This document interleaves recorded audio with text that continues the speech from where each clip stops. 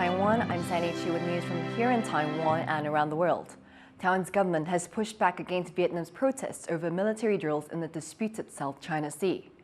Earlier this month, Taiwanese forces have held live-fire exercises around Taiping Island. Vietnam said those were a serious violation of its sovereignty over the area. In response, Taiwan's foreign ministry said those accusations were totally unacceptable.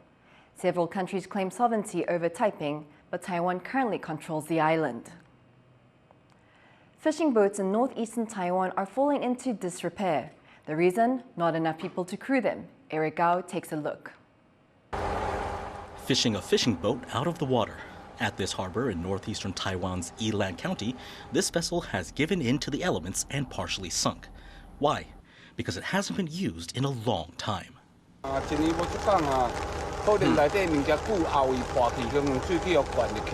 But there's something deeper at work here. Boats like these used to rely on Chinese crew. The captains prefer them over workers from other countries because the shared language makes communication easier. But Chinese workers have stopped coming to Taiwan in recent years.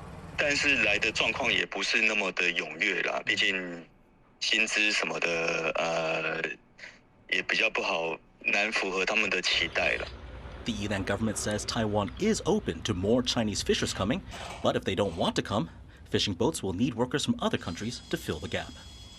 Alex Chen and Eric Gao for TaiwanPlus. New Taipei City has unveiled the first train that will run on the new Siang Light Metro line, expected to open in 2025. The train was designed in Italy and built in Japan. It's the first of 29 to be delivered. Each train is a two-car unit that can carry up to 50 passengers. Work on the new line began in 2016, but was held up by the pandemic and a lack of available workers. New Taipei Mayor Hou You-yi says construction of the line's tracks should start by the end of this year. Southern Taiwan is facing a growing threat, invasive green iguanas. But there are several types of iguanas in the country. Why is it only the green ones that pose a problem? We have the details. Blue iguanas, red iguanas, green iguanas, and albino iguanas.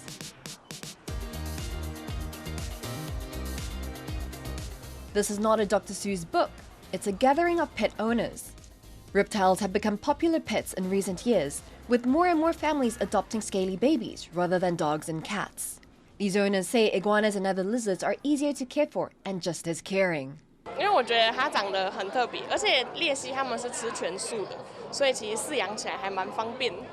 But while these iguanas all have loving homes, over the years many more have escaped or were released into the wild. There, their numbers have exploded, and they pose a serious threat to the environment. They can even affect humans, entering people's homes and causing traffic accidents.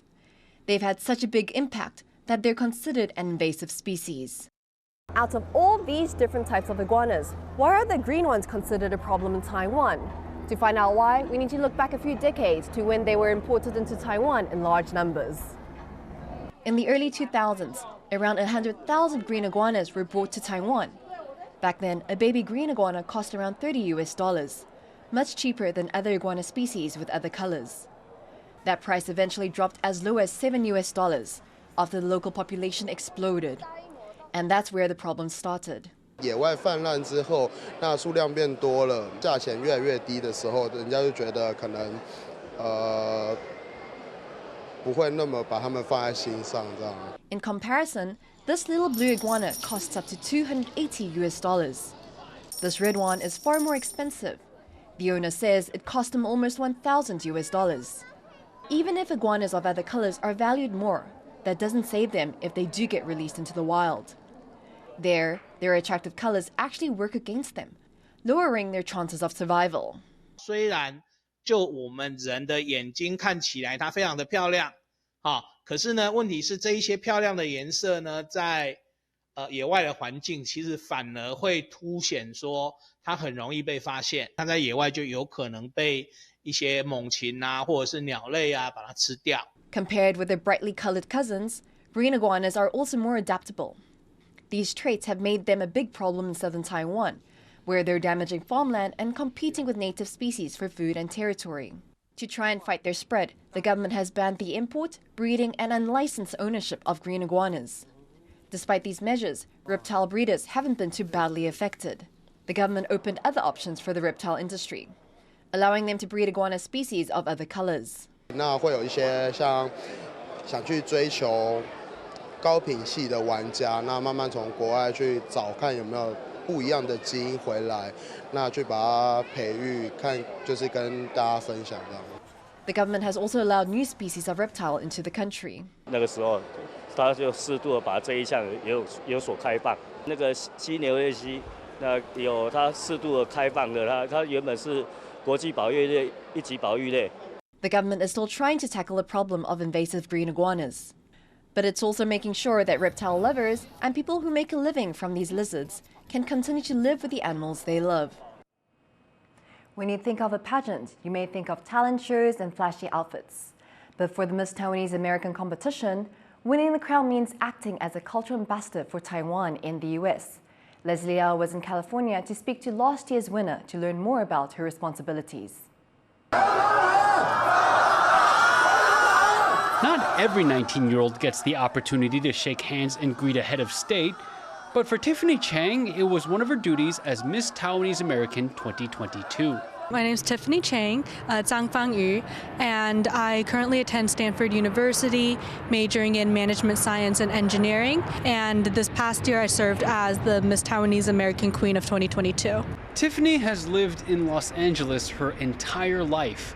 But because of her upbringing, she's very in touch with her Taiwanese roots, including speaking Taiwanese Hokkien, commonly known as Taiwanese.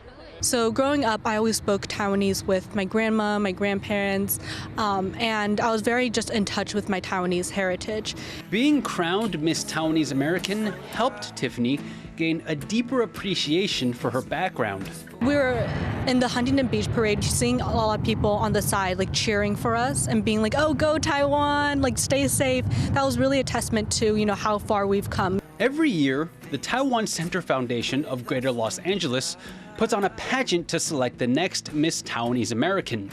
The winner of the competition is expected to act as an ambassador for Taiwanese culture throughout the year of their tenure. The selection process is rigorous. In my year, there were 10 finalists, and so after that, you go through a 7 to 8 week training period, training both on Saturday and Sunday for about 6 to 8 hours. So throughout those 7 to 8 weeks, about, of course, not only the normal things you would think about when you hear pageant, like catwalk, makeup lessons, but most importantly, Taiwanese culture. You get history lessons and cultural lessons as well.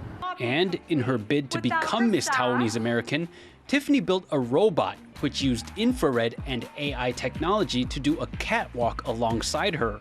But Tiffany's real responsibilities started only after she won the crown. My favorite event by far was when President Tsai came to visit Los Angeles, and I was able to not only meet her, but of course be the MC for her presidential banquet. And so that was a really once-in-a-lifetime opportunity. At a young age, Tiffany took it upon herself to represent Taiwan, a country she wasn't even born in, but has come to appreciate and love because of her heritage. Programs like the Miss Taiwanese American pageant help American-born Taiwanese not only learn more about their roots, but also give them a chance to act as a bridge between the two sides. Lee Sun and Leslie Liao in Burlingame, California for TaiwanPlus. Thank you for watching What's Up Taiwan. Remember to download the TaiwanPlus app for more stories from Taiwan and around the world. Finally, today we leave you with images of a rare corpse flower blooming in California. I'm Sandy Chi. Take care and see you next time.